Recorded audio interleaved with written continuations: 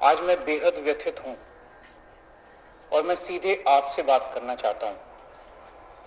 अगर मुझसे कोई हिमाकत हो जाए, कोई भूल हो जाए तो मुझे माफ कर दीजिएगा। दिल्ली में अगले हफ्ते से घर घर राशन पहुंचाने का काम शुरू होने वाला था। मतलब अब एक गरीब आदमी को राशन लेने राशन की दुकान पे धक्के नहीं खाने पड़ते, बल्कि सरकार बढ़िया तरीके से अच्छे राशन पैक करके उसके घर भिजवाती। सारी तैयारी हो चुकी थी, टेंडर हो चुके थे, सारी तैयारी हो चुकी थी। बस अगले हफ्ते से ये शुरू होने वाला था। ये क्रांतिकारी कदम होने वाला था और अचानक आपने 2 दिन पहले इसको रोक दिया। क्यों सर? आपने ऐसा क्यों किया?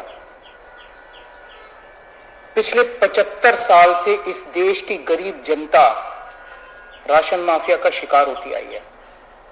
पिछले 75 सालों से हर महीने फाइलों में जनता के नाम का राशन जारी होता है पर उनको मिलता नहीं है। अधिकांश राशन चोरी हो जाता है।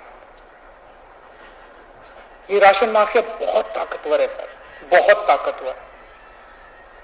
आज से 17 साल पहले मैंने इस माफिया के खिलाफ आवाज उठाई थी, इस माफिया को ललकारने की हिम्मत की थी। तब मैं दिल्ली की झुग्गियों में, एनजीओ में काम किया करता था। उन झुग्गियों में गरीबों को उनका राशन नहीं मिलता था, उनका राशन चोरी हो जाता था। तब हमने हिम्मत की गरीब लोगों को उनका राशन दिलवाने की। नतीजन हम पर 7 बार खतरनाक हमले हुए और एक बार तो इन लोगों ने हमारी एक बहन का गला काट दिया, लेकिन भगवान की दया से वो बच गई उस वक्त। तब मैंने कसम खाई थी कि इस व्यवस्था को अपने जीवन में कभी ना कभी जरूर ठीक करूंगा। तब तो दूर दूर तक सपने में भी नहीं सोचा था कि एक दिन दिल्ली का सीएम बन जाऊंगा। पर कहते हैं ना कि जब आप निस्वार्थ भाव से कोई संकल्प करते हैं तो ऊपर वाला भी अपने तरीके से आपका संकल्प पूरा करने में मदद करता है।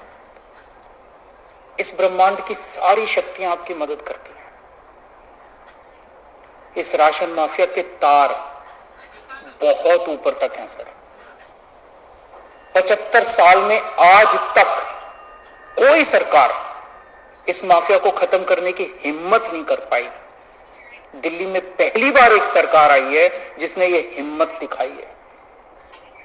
अगर ये घर घर राशन व्यवस्था लागू हो जाती ना सर, ये राशन माफिया खत्म हो जाता।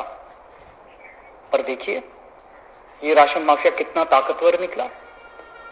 दिल्ली में ये योजना अगले हफ्ते से लागू होने वाली थी और 1 हफ्ता पहले इन्होंने इसको खारिज करवा दिया। आपने ये कह के हमारी स्कीम खारिज की है कि हमने केंद्र सरकार से इसकी अप्रूवल नहीं ली। ये गलत है सर। हमने एक बार नहीं, 5 बार आपकी अप्रूवल ली है।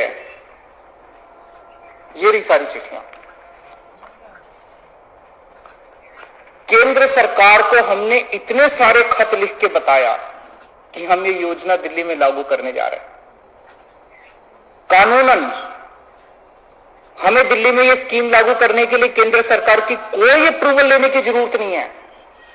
कानूनन इस स्कीम को लागू करने के लिए राज्य सरकार पूरी तरह से सक्षम है। लेकिन हम केंद्र सरकार के साथ किसी तरह का कोई विवाद नहीं चाहते थे, इसलिए हमने एक बार नहीं 5 बार आपका अप्रूवल लिया है सर। मार्च के महीने में हमारी योजना पे आपकी सरकार ने कुछ आपत्तियां लगाई, हमने आपके सारे ऑब्जेक्शन पूरे कर दिए। जैसे हमने इस योजना का नाम मुख्यमंत्री घर घर राशन योजना रखा था। आपने ऑब्जेक्शन लगाया कि हम इस योजना का नाम मुख्यमंत्री के नाम से नहीं रख सकते। हमारा मकसद अपना नाम चमकाने का नहीं था, हमारा एक ही मकसद था, किसी भी तरह से ये स्कीम लागू हो और गरीबों को उनका राशन मिलने लगे। हमने आपकी बात मान ली। हमने स्कीम से नाम ही हटा दिया। और भी आपने जितने ऑब्जेक्शंस किए हमने सारे मान लिए। इस सब के बावजूद भी आप कहते हो हमने आपकी अप्रूवल नहीं ली। और कैसे अप्रूवल लेते हैं सर? अब और कैसे अप्रूवल लें? इस सब के बाद भी आपने ये स्कीम खारिज कर दी। क्यों सर? लोग पूछ रहे हैं, अगर इस देश में पिज्जा की होम डिलीवरी हो सकती है, बर्गर की होम डिलीवरी हो सकती है, स्मार्टफोन और कपड़ों की भी होम डिलीवरी हो सकती है, तो फिर गरीबों के घरों में राशन की होम डिलीवरी क्यों नहीं होनी चाहिए? अरे तो इसमें ब्लूटूथ में क्यों नहीं? सारा देश जानना चाहता है आपने ये स्कीम खारिज क्यों की सर?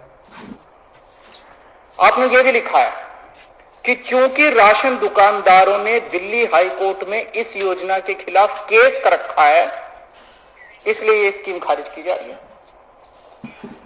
इस बात पे आप स्कीम कैसे खारिज कर सकते हैं? ये राशन दुकानदार इस योजना के खिलाफ हाई कोर्ट से स्टे लेने गए थे। हाई कोर्ट ने इन्हें स्टे देने से मना कर दिया। जब हाई कोर्ट ने इन्हें स्टे नहीं दिया तो आपने इस स्कीम पे स्टे कैसे लगा दिया? आपको इन राशन वालों से इतनी हमदर्दी क्यों है? अगर आप राशन माफिया के साथ खड़े होंगे सर, तो इस देश के गरीब लोगों के साथ कौन खड़ा होगा? दिल्ली के उन 70 लाख गरीब लोगों का क्या होगा जिनका हर महीने ये राशन माफिया राशन चोरी कर लेता है? उन 20 लाख गरीब परिवारों की कौन सुनेगा?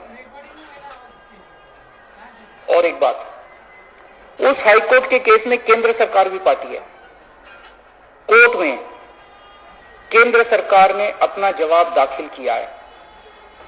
क्या कहा है कोर्ट में केंद्र सरकार ने? केंद्र सरकार ने कोर्ट में हमारी इस योजना के खिलाफ एक भी आपत्ति नहीं की है। जब कोर्ट में आपको हमारी योजना के खिलाफ कोई आपत्ति नहीं है, तो फिर कोर्ट के बाहर अब इस योजना को खारिज क्यों किया जा रहा है? यह कोरोना का बहुत कठिन समय है। मैं कई ऐसे लोगों को जानता हूं जो कोरोना होने के डर से राशन लेने नहीं जाते। राशन दुकान पे भीड़ लगती है। लोगों को लगता है कि अगर वो राशन लेने गए तो उन्हें कोरोना हो जाएगा। ये सब गरीब लोग हैं सर। इनमें कई लोग कोरोना काल में अपनी नौकरी खो चुके हैं। उनके घर में अब खाने को नहीं है। अगर हम उन्हें इनके घर तक राशन पहुंचाना चाहते थे तो इसमें आपको क्यों आपत्ति है? कहा जा रहा है कि तीसरी लहर बच्चों पे भारी पड़ेगी। अगर उनके माता पिता को राशन दुकान पे भीड़ की वजह से कोरोना हो गया तो उनके बच्चे भी तो फिर कोरोना ग्रसित हो जाएंगे। मुझे तो लगता है सर कि कोरोना काल में केवल दिल्ली ही नहीं बल्कि पूरे देश में घर घर राशन योजना तक या घर घर तक राशन पहुंचाने की इस योजना को लागू कर देना चाहिए। ये दुकानें सुपर स्प्रेडर हैं। राशन की दुकानों पे लगने वाली भीड़ से बचा जा सकेगा। कितने ऐसे बुजुर्ग हैं सर जो राशन की दुकान से राशन लेने नहीं जा सकते? कितनी ऐसी गर्भवती महिलाएं हैं जो राशन की दुकान से राशन नहीं ला सकती? अगर हम उनके घर राशन पहुंचाना चाहते हैं तो इसमें क्या समस्या है? केंद्र सरकार के कुछ ऑफिसर कह रहे हैं कि इस स्कीम के खारिज होने का असली कारण यह है क्योंकि केंद्र सरकार का राशन है। ये योजना लागू करके दिल्ली सरकार को इसका श्रेय क्यों मिलना चाहिए?